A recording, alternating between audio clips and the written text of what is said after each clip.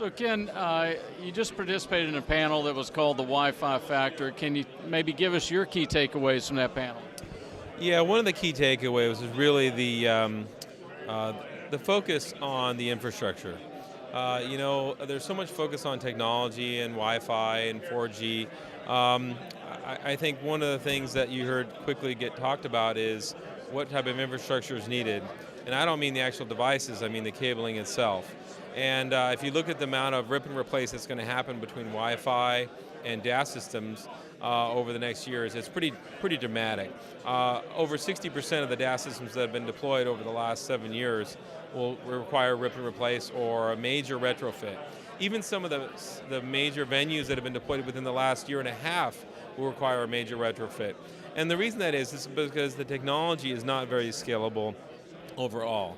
And that includes both Wi-Fi and cellular. And things like moving an antenna 20 feet one way or the other, adding an antenna, adding access points, deploying 300 access points and migrating to 400.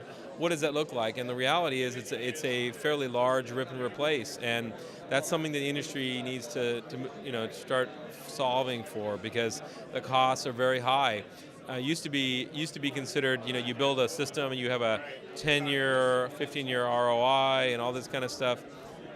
We're not even barely getting a couple years out of these systems, and so that's very concerning. As an OEM, that's very concerning to me, and we're looking to innovate and leapfrog in order to provide technology that helps kind of bridge that gap.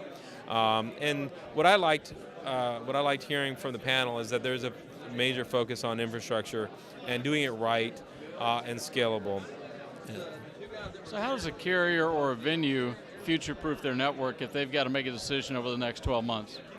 Well, unfortunately, you're not going to get away from the coax cable. The coax cable is, from a DAS perspective, is currently the par for the course.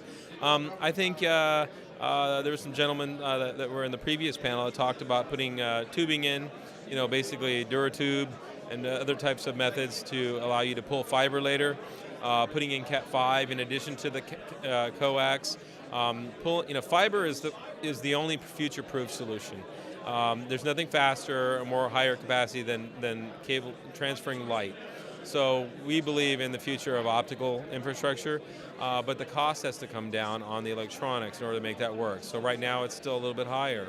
But really that's the only way to future-proof.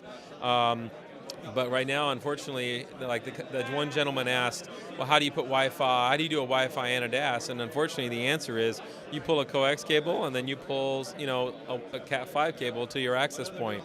And it's not very scalable, that solution. So it's going to require the electronics to really catch up more than it is the cabling.